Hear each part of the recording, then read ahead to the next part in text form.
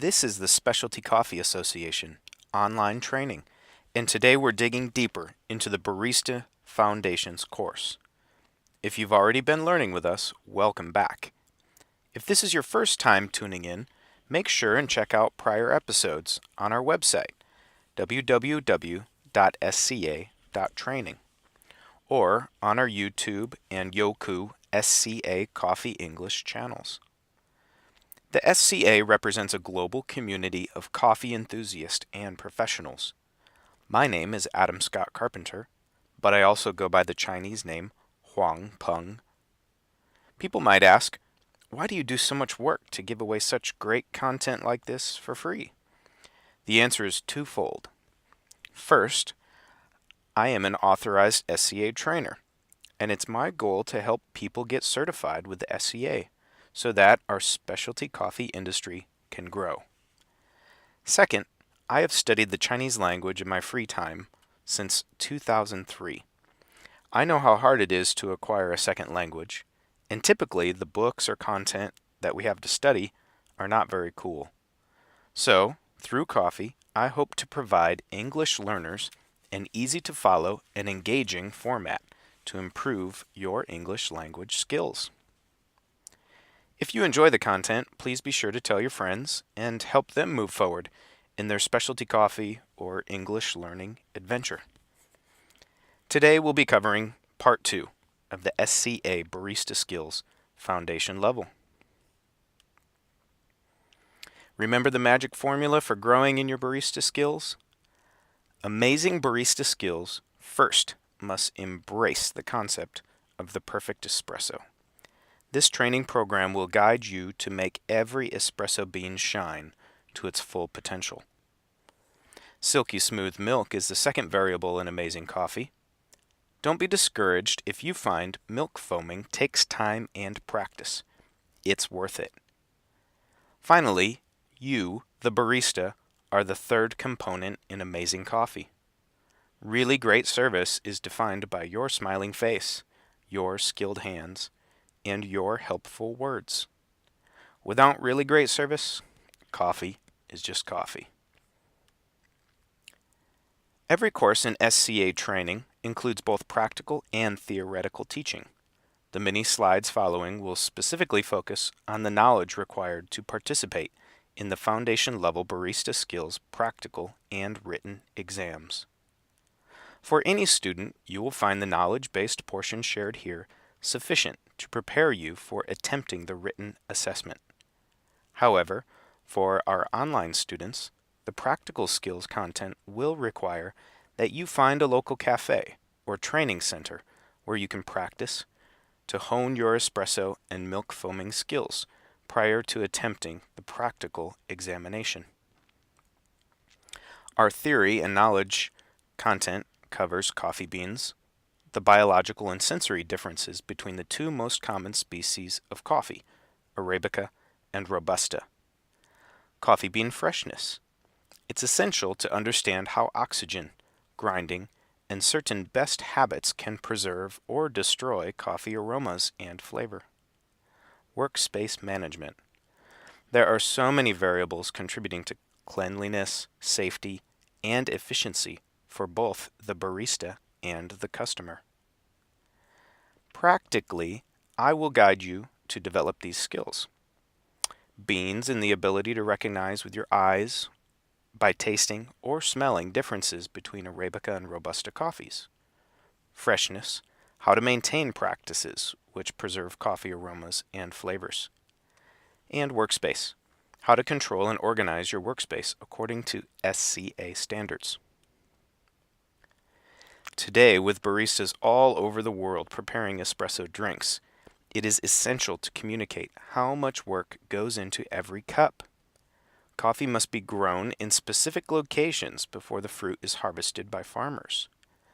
Afterwards, the fruit is transported to be processed at a mill for storage as raw coffee beans. Later, the green coffee will be shipped to a roaster where it is roasted, packaged, and delivered to a cafe where those beans are entrusted to you, the barista, to make a perfect drink served with a smile to a customer. The barista must realize that she is the final step, representing a very long coffee value chain. The need for excellence cannot be overstated.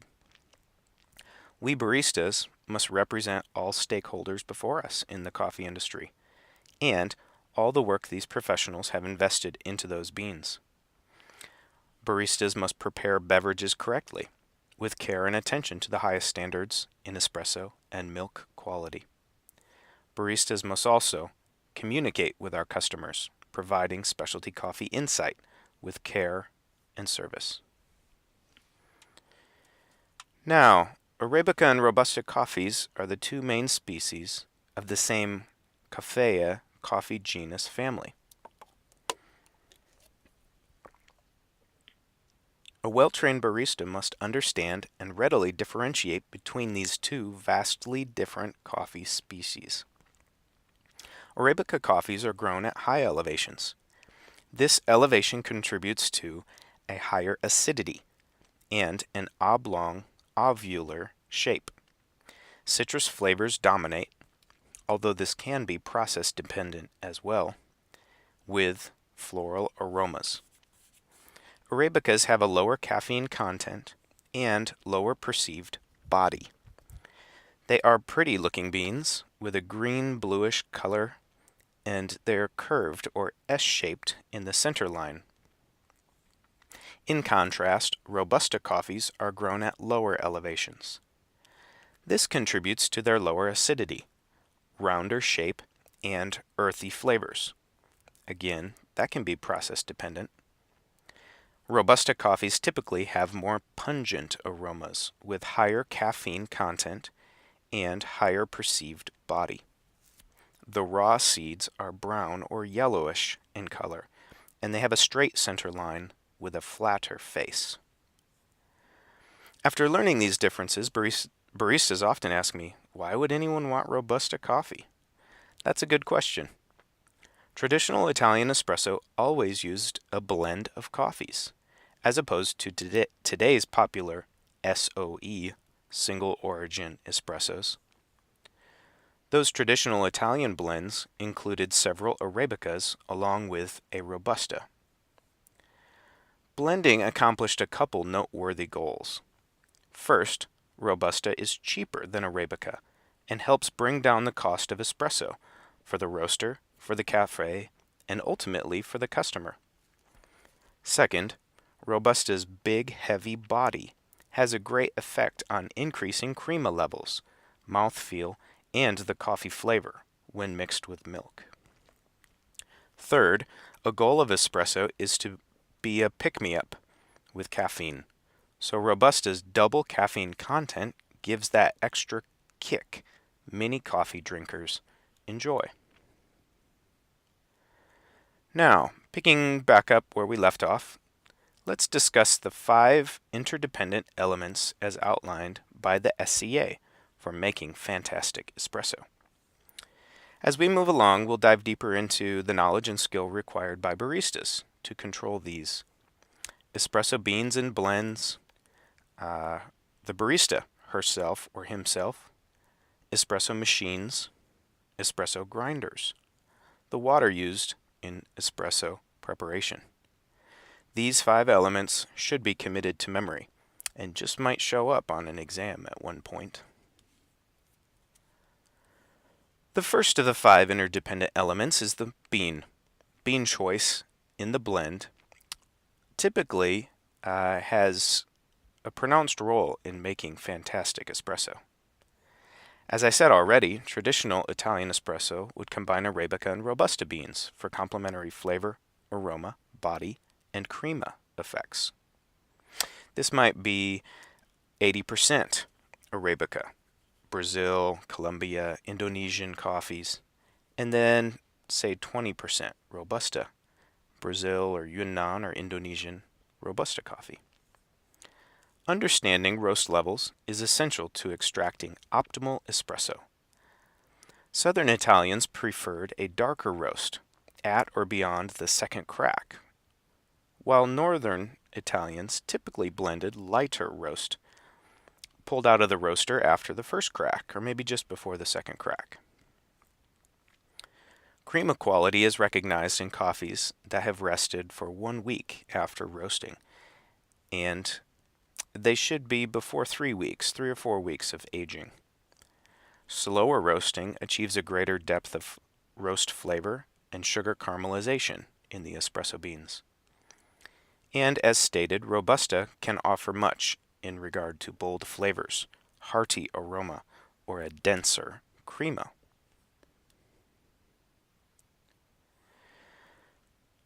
Well, we know that the bean is the first interdependent element of fantastic espresso. Therefore, the barista should be very knowledgeable of the many threats posed to bean quality. These include oxygen exposure. Increasing oxygen will speed up oxidation for roasted coffees and lead to staleness and especially loss of aroma, flavor, and body. Grinding. You always want to grind fresh. Keep the beans whole until you intend to use them. Temperature. Cooler temperatures are better. As temperatures increase, oxidation speeds up. Sunlight. Ultraviolet light rays, especially UVA, is powerful and can penetrate through glass and plastic, the containers some people use to store coffee on the shelves or elsewhere. Moisture. Drier is always better. Moisture and water begin to initiate the extraction process. Cleanliness. Cleaner is better. Coffee oils can become rancid and bitter. Consistency. Once calibrated, your grinder, your machine, your time, establish the perfect habit. Repeat. Then your results are repeated. Next time we're going to discuss in Part 2 and Part 3 the theory of grinders and espresso machines, dosing and tamping, and some of the practical skills and recommendations. We'll also go over extraction and brewing. Make sure to stay tuned. Follow our WeChat and keep in touch on our website, www.sca.training. And I look forward to talking to you next time.